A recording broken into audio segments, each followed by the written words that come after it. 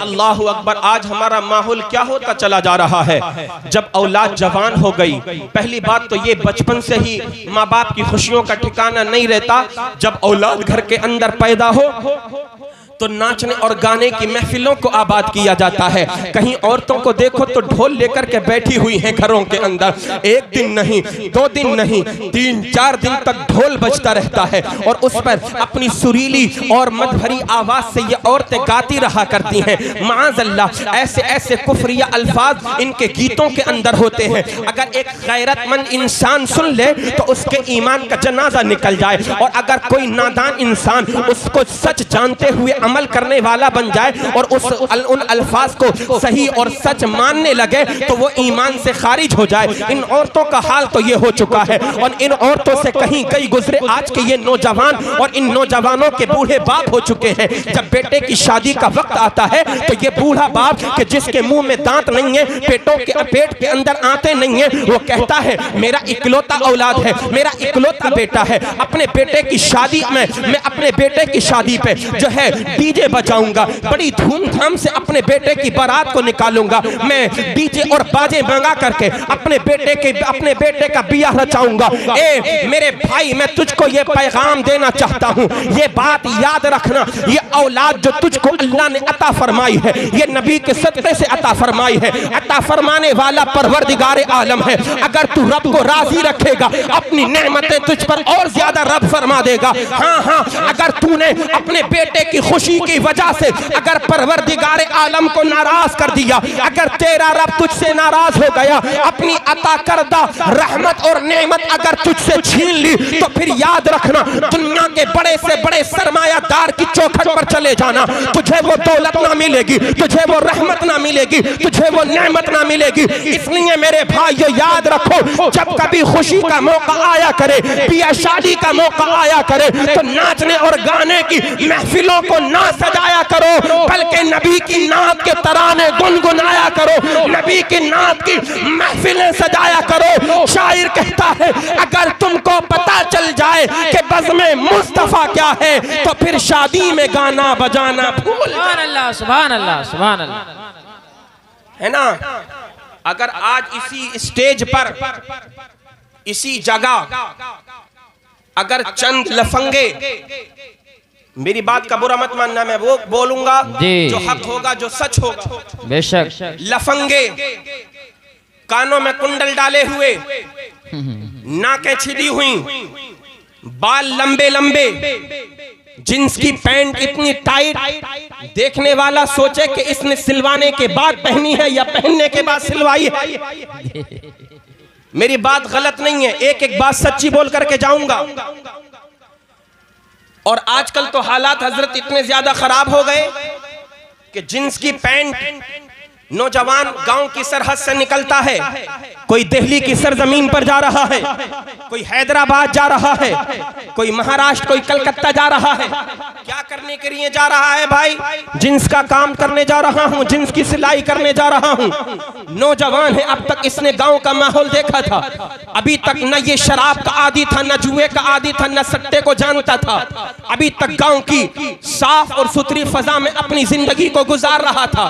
इसको पता नहीं है बियर किसको कहते हैं, इसको पता नहीं था शराब किसको कहते हैं। अब ये नौजवान गांव की सरहद से निकल करके कोई दिल्ली पहुंचा है, कोई कलकत्ता पहुंचा है, कोई बंबई की सरजमीन पर पहुंचा है, कोई हैदराबाद पहुंचा है, कोई गुजरात की सरजमीन पर पहुंचा है। अभी चंद दिन गुजरे थे इसको गांव से गए हुए, 2-4 महीने के बाद जब वापस आया तो देखने वाले गांव के बुढ़ों ने और गांव के गांव की गलियों के लोगों ने जब इस नौजवान को देखा तो एक दूसरे से पूछने लगे ये लड़का किसका है, ये लड़का किसका है? तो किसी जानने वाले ने बताया जनाब आपको मालूम नहीं, ये तो आपके पड़ोसी का लड़का है, ये तो आपके मोहल्ले का रहने वाला है, ये तो आपकी गली का रहने वाला है। लोग कहा करते हैं अरे ये इतनी जल्दी कैसे बदल गया? अचानक जब ये यहाँ से गया था बड़ा सूखा सड़ा था, अब आया है तो बड़ा मोटा ताजी होकर के आया है, बाल इसके लंबे लंबे हो गए हैं। पहले गांव में रहता था तो टेलर के पास की सिली हुई पैंट पहना करता था, आज ये आया है तो दस्तखत तो इसकी टांगों पे पैंट के अंदर मौजूद है। आज ये जब बाहर से आया है तो अजीब व गरीब तरह की ये पैंट पहन रहा है। इसके कान छिदे हुए हैं, इसके बालों में जो है रबड़ बैंड पड़ा हुआ है। अल्लाह अल्लाह, इसने अपनी आई ब्रो बना रखी है, चेहरे को बिल्कुल क्लीन कर रखा है। आखिर ये पहचानने में क्यों नहीं आ रहा? जब इसके बारे में तहकीक की गई तो बताने वालों ने बताया, हजरत आपको मालूम नहीं है, ये नौजवान लड़के जो गांव की सरहद से निकल करके शहर में काम करने के लिए जाते हैं, ये मोटे इसलिए हो जाते हैं क्योंकि वहां जाकर ये शराब के आदी बन जाया करते हैं। जी जी जी, ये शराब पीने लगते हैं। कभी तुमने अपनी औलाद के बारे में सोचा कि मेरी औलाद कहां है? मेरा बेटा घर से निकलने के बाद कर क्या रहा है? हमेशा लड़कियों को दोष नहीं देना चाहिए, अपने लड़कों पर भी नजर रखनी चाहिए। जी। हम जो आज एकदम दूसरे की लड़की को, दूसरे की बेटी को देखने के बाद उसको बुरा भला कहने लगते हैं कि फुला की लड़की मोबाइल पर बात कर रही थी। तेरे लड़के के पास भी मोबाइल है, उसको देख वो किससे बातें कर रहा है। बेशक रातों रात वो मोबाइल पर लगा हुआ है। क्या दूसरे की इज्जत तुझे नजर आ रही है? अपने घर की इज्जत तुझे नजर नहीं आती? क्या तेरा बेटा जो कुछ करे वो जायज हो जाएगा? नहीं नहीं, दूसरों को देखने से पहले अपने घरों में देख लिया करो। मेरा बेटा क्या कर रहा है, मेरी औलाद क्या कर रही है, मेरी बेटी क्या कर रही है। मेरे भाइयों, जरूरत इस बात की है पहले हम अपने आप को सुधार लें, अपने औलाद को सुधार लें। अगर हम सुधर गए तो समझ लो सारा ज़माना। सुभान अल्लाह, सुभान अल्लाह। नहीं, अब ये बेचारे बूढ़े क्या कहेंगे औलाद से, क्योंकि एक वक्त की नमाज की तौफीक तो इनको भी नहीं होती। जी, इतना भी नहीं होता, खाली है घर में, कुछ काम नहीं है, औलाद है, नौजवान बेटे हैं, कमा रहे हैं अच्छे से, घर को पैसा दे रहे हैं, बाप खाली है, मगर इसको गुलछल्ले उलाने के अलावा कोई और काम नहीं है। 2 मिनट यहाँ बैठा इसकी बुराई, 2 मिनट वहां बैठा उसकी बुराई, 10 मिनट आधा घंटा चौपाल पर बैठा हुक्के में दम मारे जा रहा है और गैरों पर कीचड़े उछाले जा रहा है। अल्लाहू अकबर, अजान की आवाज पांचों वक्त आया करती है, हय्या अला सलाह, हय्या अल फलाह, मगर ये है कि इसकी आवाज का, आजान की आवाज इसके कानों को टकरा तो रही है मगर इसके कानों से नीचे को नहीं उतर रही है। इधर से सुनता है, अजान की आवाज को इधर निकाल दिया करता है। ए मेरे भाइयों, मैं आपको पैगाम देना चाहता हूँ, ये बात तख्तिये दिल पर नोट कर लेना। अगर तुम चाहते हो दुनिया में तुम्हारी इज्जतें हो, अगर तुम चाहते हो दुनिया में भी कामयाब हो जाओ, आखिरत में भी कामयाब हो जाओ, मरने के बाद अपनी कब्र में जाओ, कब्र में कयामत तक चैन की नींद सोते रहो, तो ये बात नोट कर लेना। अपनी पेशानियों से अल्लाह के घर में जाओ, मस्जिदों को आबाद करो। अगर तुम 5 वक्त के नमाजी बन जाओगे, जब तुम नमाज पढ़ने वाले बन जाओगे, अल्लाह ताला दुनिया में भी कामयाब बना देगा, मौला ताला तुमको आखिरत में भी कामयाब बना। सुभान अल्लाह, सुभान अल्लाह। मगर नहीं, है ना, 70-80 साल की उम्र होने को चली जी, 40-50 साल 60 साल की उम्र होने को आई, अभी तक वुजू के अंदर कितने फराइज नहीं समझ पाए। बेशक। वजह क्या रही? वजह सिर्फ इतनी सी रही कि हमने अपने मस्जिद के इमाम से ताल्लुक बना करके नहीं रखा। वजह क्या रही ना सीखने की? वजह ये रही, इमाम के पास गए तो दुनिया की जरूरत के लिए गए, कभी हमने ये नहीं सीखा इमाम साहिब से जाके कि हजरत वुजू करने का अच्छा तरीका आप मुझे बता दीजिए। बेशक। चेहरा धोया जाएगा, मेरे चेहरे पर दाढ़ी है, दाढ़ी का खिलाल किस तरह से करना है? मैं कोहनियों को धो रहा हूं तो ये बताइए कहां तक मुझे कोहनियां धोनी है? क्या कुछ हिस्सा खुश्क रह जाए तो क्या मेरा वुजू हो जाएगा या नहीं होगा? हमने कभी नहीं सीखा। अगर जाते भी हैं तो मस्जिद में इमाम को सताने के लिए, मस्जिद में इमाम से तू मैं करने के लिए। आपको मालूम होना चाहिए मस्जिद का एक इमाम होता है, एक मस्जिद है एक इमाम है, लेकिन उसका सर खाने वाले एक नहीं, 2 नहीं, 10-20 नहीं, 50-100 नहीं, कई सौ लोग एक मोहल्ले के अंदर हुआ करते हैं। मेरे भाइयों, अपने इमाम के साथ ऐसा ताल्लुक कायम करो कि आपकी वजह से किसी भी इमाम को कोई तकलीफ ना हो, बल्कि जब आप जाएं आपके इमाम आपके चेहरे को देखें तो इमाम साहिब का चेहरा खिल उठे और वो ये सोचने लगे कि कम से कम अब तक जितने लोग मेरे पास आए थे उन्होंने मुझे फिक्र में मुब्तला किया तो क्या हुआ, अब मेरे गम को समझने वाला मेरा सच्चा मुक्तदी। बेशक बेशक बेशक। दूरी मदरसों से रही, मस्जिदों से रही, इसलिए मेरे भाइयों आप लोग नहीं सीख पाए जी। तो आज भी वक्त है, अभी इंतकाल नहीं हुआ है।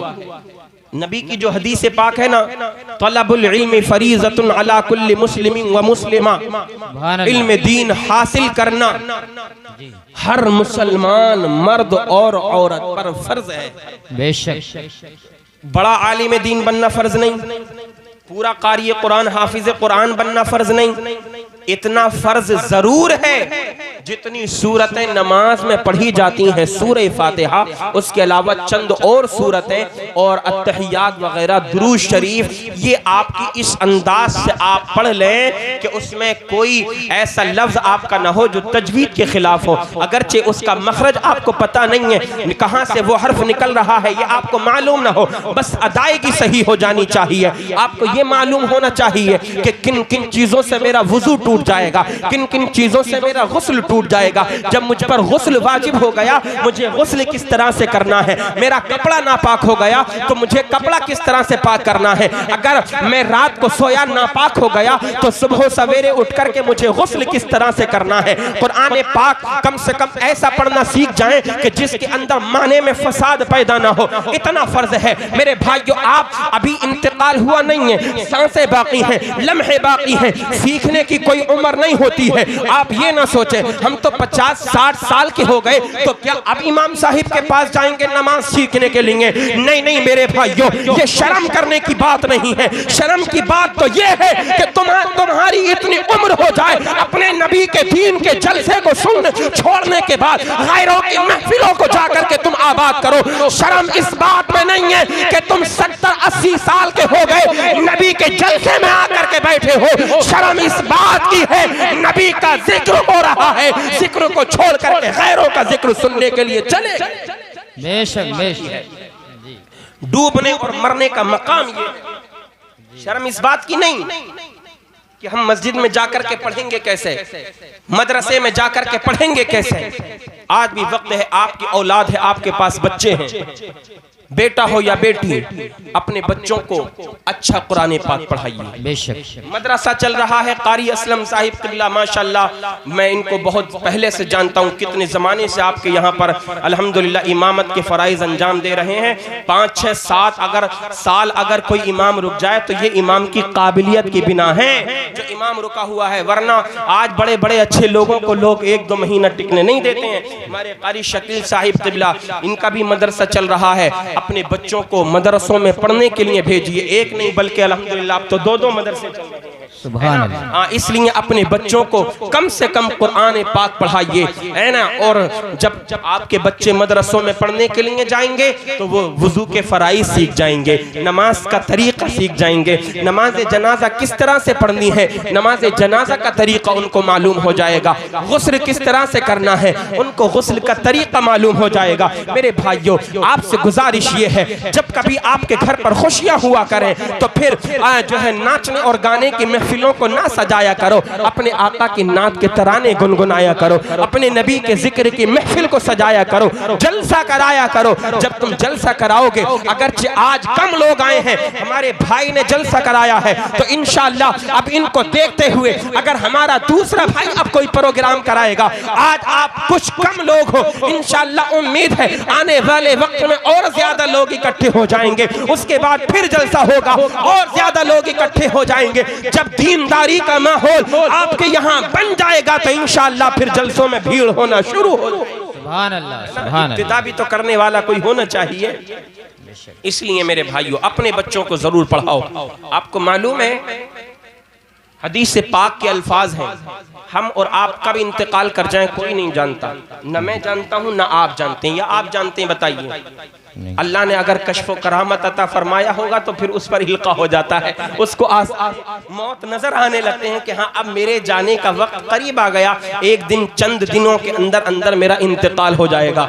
अगर ऐसा कोई शख्स हो तो मुझे बता देना कि हाँ मुझे मालूम पड़ गया है ना। सुनिए, कोई नहीं जानता तो कम से कम इंतकाल से पहले इतना काम करते जाओ, अपने एक बच्चे को हाफिज कुरान बना दो, कारी कुरान बना दो। मेरे आका इरशाद फरमाते हैं कुरान पढ़ने वाला अपने बच्चों को बना दो। जब तुम इंतकाल कर जाओगे, इंतकाल करने के बाद तुम्हारा वो बच्चा कि जिसको तुमने अपने बच्चे को तुमने कुरान का हाफिज बना दिया है, कुरान का कारी बना दिया है, कुरान की तिलावत करने वाला बना दिया है, नमाज पंजगाना बाजमात अदा करने वाला अपना बेटा या बेटी बना दी है। खास करके बेटा जब आपने बना दिया है, आप इंतकाल कर जाएंगे। मेरे आका इरशाद फरमाते हैं माँ बाप के इंतकाल के बाद औलाद पर माँ बाप का एक हक ये भी है कि औलाद अपने माँ बाप की कब्रों की जियारत किया करे, कब्रिस्तान में जाए, उनकी कब्र पर जाकर के फातिहा पढ़ा करे। मेरे आका इरशाद फरमाते हैं मेरा जो उम्मती अपने माँ बाप के इंतकाल के बाद, मेरा जो गुलाम हर जुमे को अपने माँ बाप की कब्र पर आकर सूरह यासीन शरीफ की तिलावत करता है, बोलो सुभान अल्लाह। जब मेरा उम्मती अपने माँ बाप की कब्र पर आने के बाद सूरह यासीन शरीफ की तिलावत करे और तिलावत करने के बाद उस तिलावत का सवाब अपने बाप या अपनी माँ की रूह को पहुंचा दिया करता है। हदीस पाक के अल्फाज हैं, अगर उसके माँ बाप की कब्र पर किसी तरह का अजाब हो रहा होता है, जब ये उसका बेटा कुरान की तिलावत करके अपने माँ बाप की रूह को उसका सवाब पहुंचाया करता है, आका इरशाद फरमाते हैं अल्लाह तबारक व तआला कुरान की तिलावत की बरकत से उसके माँ बाप की मग़फ़िरत फरमा दिया करता। सुभान अल्लाह, सुभान अल्लाह। हम सब चाहते हैं ना कि हमारे गुनाहों को अल्लाह ताला बख्श दे, मौला ताला हमारी नजात अता फरमा दे, अल्लाह ताला हमारी बख्शिश फरमाए। तो फिर बख्शिश का काम करना होगा, बख्शिश का सामान तैयार करना होगा, है ना। अपने बच्चों को कुरान पढ़ने वाला बनाना होगा। मेरे भाइयों, ये दुनिया बड़ी पुरफितन है, ये दुनिया बड़ी रंगीन है। इस दुनिया के अंदर न जाने बड़े बड़े अच्छे और अक्ल वाले लोग इस दुनिया के रंग में खोने के बाद अपनी जिंदगी और अपनी आखिरत को तबाह बर्बाद करते चले जा रहे हैं।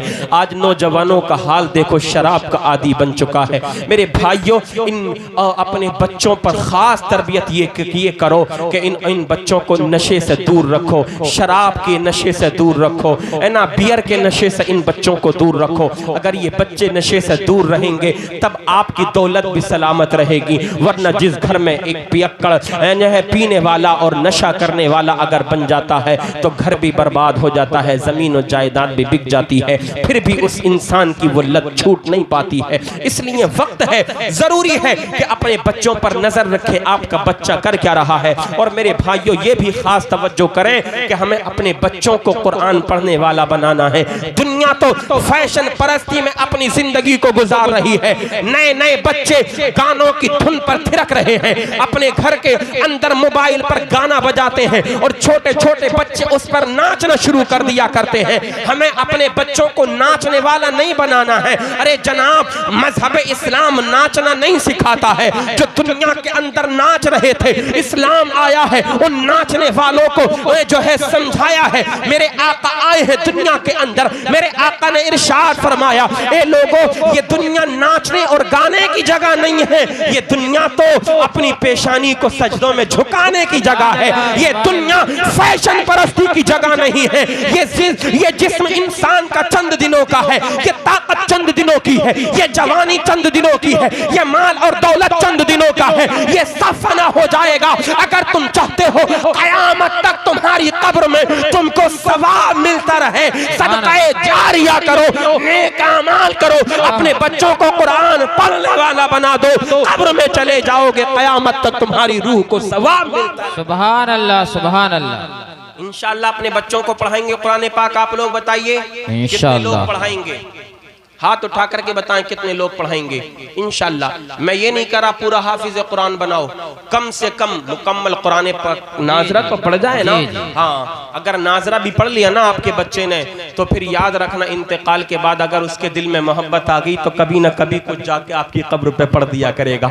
वरना आज लोग तलाश करते रहते हैं, इमाम साहिब हमारे अब्बा का इंतकाल हो गया, जरा कुरान पढ़ देना हमारे अब्बा की कब्र पर। खुदा के बंदे, तो इंजीनियर बन गया, पायलट बन गया, डॉक्टर तू बन गया, बड़ी बड़ी दुनिया की डिग्रियां तूने हासिल कर ली, मगर इतना ना हो सका कि अपने बच्चे को कुरान का हाफिज बना देता। बेशक तुझसे इतना भी ना हो सका कि तू जो है दुनिया की बड़ी बड़ी जो है डिग्रियां लेकर के साथ में घूम रहा है। वो तमाम दुनिया की तमाम डिग्रियां एक तरफ, चाहे ऑक्सफोर्ड यूनिवर्सिटी में पढ़ करके आ जा, लंदन, चीन, Japan, America, Australia, German, Japan जो है चाहे पढ़ करके कितनी बड़ी डिग्री लेकर के आ जा, वो तेरी सारी डिग्रियां दुनिया के एतबार से एक तरफ है और कुरान पाक की एक डिग्री तमाम डिग्रियों से अफजल वाला है। क्योंकि जो कुरान का पढ़ने वाला होता है वो दुनिया में भी अफजल होता है और आखिरत में भी अफजल होगा। मेरे आका इरशाद फरमाते हैं, खैरुकुम मन तअल्लमल कुरान व अल्लमहु। ए लोगों, तुम में सबसे अफजल और आला, सबसे अच्छा वो इंसान है, सबसे बड़ी डिग्री वाला वो है जो कुरान खुद भी पढ़ता है और बच्चों को पढ़ना भी सिखाया करता है। सुभान अल्लाह, सुभान अल्लाह, माशाअल्लाह। वक्त काफी हो चुका और हालात ऐसे हैं नहीं कि बहुत ज्यादा लंबी और चौड़ी गुफ्तगू की जाए। मैं अपनी गुफ्तगू को यहीं ख़त्म करता हूँ। इंशाअल्लाह फिर कभी मुलाकात होगी, मुकम्मल बात होगी, नबी की ज़ात होगी, रहमतों की बरसात होगी। अब से तकरीबन 6 या 7 साल पहले हज़रत की सरपरस्ती में जो मियाँ का जो मज़ार शरीफ है उसका जो उर्स होता है, उस प्रोग्राम में मेरी तकरीर हुई थी। उसके बाद आज आदमपुर की सरजमीन पर आना हुआ है। बड़ा कामयाब प्रोग्राम हुआ था। अल्लाह ताला हम सबों को अमल की तौफीक अता फरमाए। अस्तगफिरुल्लाह रब्बी मिन कुल्लि ज़ंबिन व अतूबु इलैह। तमामी हज़रात कलेमा शरीफ पढ़ें, ला इलाहा इल्लल्लाह मुहम्मदुर रसूलुल्लाह सल्लल्लाहु अलैहि वसल्लम।